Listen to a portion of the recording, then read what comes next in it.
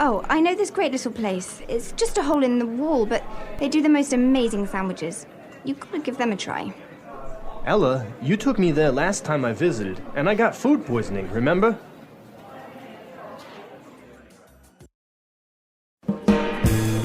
Hello everyone, welcome back to another great lesson with us here at English Pod. My name is Marco. And I'm Erica. And today we're going out to eat. Yes, good thing too, because I'm hungry. I know, it's almost lunchtime. Yeah. So today we're going to be talking about eating at a restaurant and giving some great recommendations and suggestions. Yes, we have language for describing food, for describing restaurants, and for making suggestions. Great, so let's start with our vocabulary preview for this lesson. Vocabulary preview. We have 2 words today from our dialogue, which you'll need to know to understand the dialogue. Great. The first one that we have today is food poisoning. Food poisoning. Food poisoning. Food poisoning. So food poisoning is Not a good thing. not a good thing. It is when you eat some bad food and that food makes you sick. So Yeah. you get food poisoning. Okay, so food poisoning, yeah, not a good thing. Okay, the next word. Allergic. Allergic. Allergic. Allergic. So when you're allergic to something, It makes you sick. That one thing makes you sick. right, For example, I'm allergic to seafood. right. If I eat seafood, I cannot breathe. Oh, okay, so you definitely want to stay away from fish. Yes, yes. Some people are allergic to nuts, like peanuts. Or maybe milk. milk. Yeah. Cool. So when one type of food makes you sick, you are allergic to that food. Okay, great. So with this in mind, now we can listen to our dialogue for the first time at its normal speed. But don't worry if you don't get everything now because... We'll come back and teach you the important language.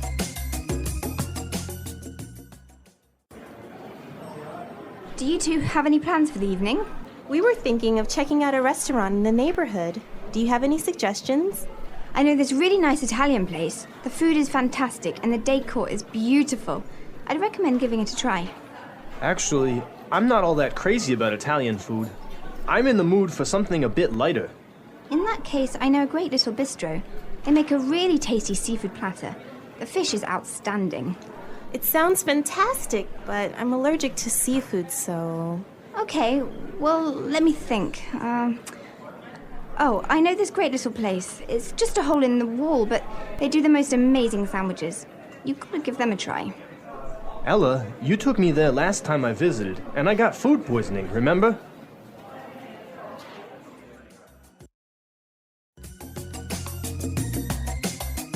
Well, I'm getting hungry just thinking about all of those great restaurants. Yeah, some really good recommendations, except for food poisoning, right? No, not so good.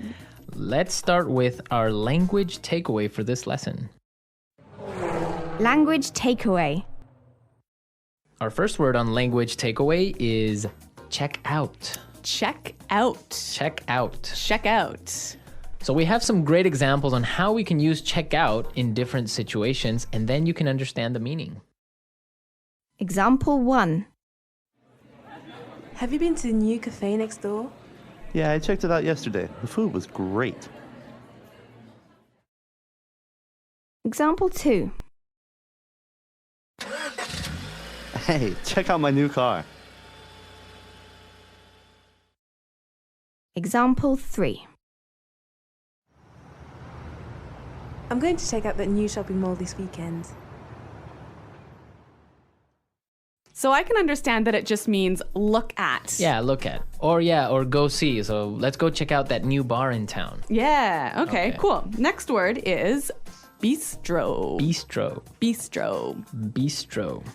So what's a bistro? It's kind of complicated, but it's like a small restaurant that's not really cheap though. Not so cheap, but not so expensive. Uh-huh. And it's usually French. Yes. So it's Yeah, small informal restaurant. yeah, bistro. Mm-hmm. Okay, so our third phrase for today is not all that crazy about. Not all that crazy about. I'm not all that crazy about. Okay, again, kind of a funny phrase, but we've got some examples that will help you understand the meaning. Example 1. Do you want to go shopping with me tomorrow? I'm not all that crazy about shopping. I don't like spending money. Example 2. I'm not crazy about jazz music. Can I change the song? So this is just a really polite way of saying you don't like something. Exactly. But now the opposite of this would be tasty. Tasty. That's our fourth word, tasty. Tasty. So when something is tasty, It's good. it's good. Like delicious. Delicious. Yeah. You know what? In English, we almost never say the food is delicious, but we always say, It's really tasty. yes. This is really tasty. Yes. Okay. Tasty. And our last phrase for language takeaway, in the mood for. In the mood for. In the mood for. Let's listen to some examples of this phrase and we'll understand the meaning a little bit better.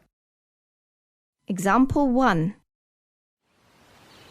We always eat hamburgers for dinner. I'm in the mood for something different. Example 2. Let's watch a movie. How about Texas Chainsaw Massacre? I am not in the mood for a horror movie. So if I'm in the mood for something, I feel like doing or eating or Watching. Yeah. It means you want to do that now. Yeah. I'm in the mood for. Okay. Some great language we just looked at, and I think it's time for us to listen to the dialogue a second time.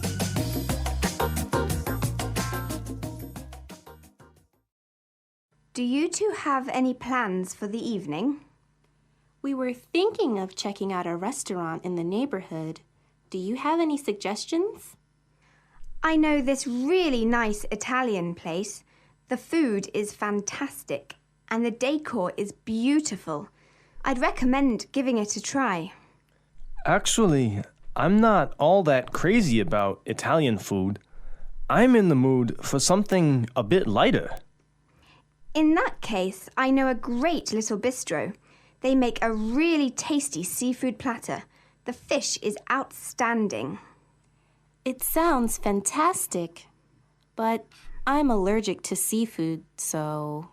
Okay, well, let me think. Oh, I know this great little place. It's just a hole in the wall, but they do the most amazing sandwiches. You've got to give them a try. Ella, you took me there last time I visited, and I got food poisoning, remember?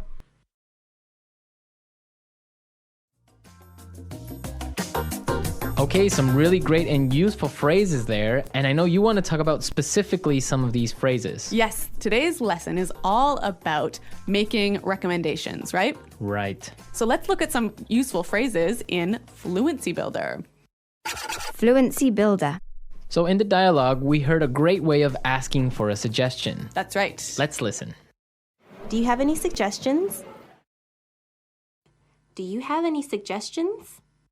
So that's how you would ask for a suggestion. Or you can say something else like, do you have any ideas? Yeah, or you might say, do you have any thoughts? Okay, so Three that's great ways. asking for suggestions. Yep. In response to this, you can say something like this.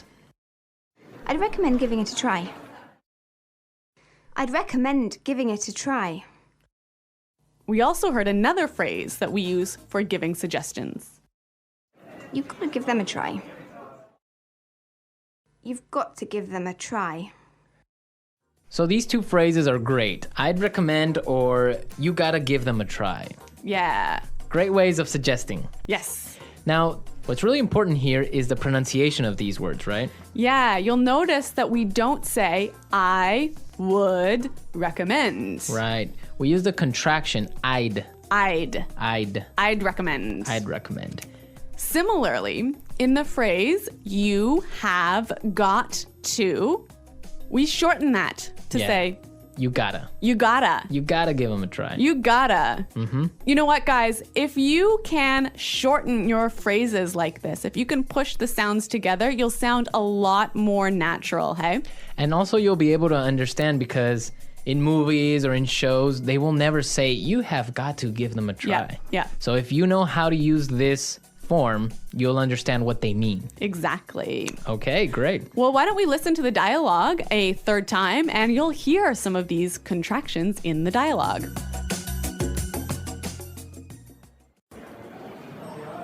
Do you two have any plans for the evening? We were thinking of checking out a restaurant in the neighborhood. Do you have any suggestions? I know this really nice Italian place. The food is fantastic and the decor is beautiful. I'd recommend giving it a try. Actually, I'm not all that crazy about Italian food. I'm in the mood for something a bit lighter. In that case, I know a great little bistro. They make a really tasty seafood platter. The fish is outstanding. It sounds fantastic, but I'm allergic to seafood, so... Okay, well, let me think.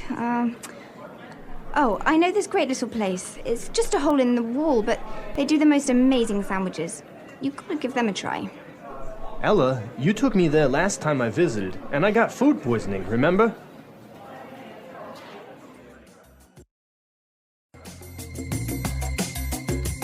Okay, great dialogue. And Erica, I know that you have some food poisoning stories for us. Well, I don't know about stories, but I've definitely had food poisoning before. Yeah.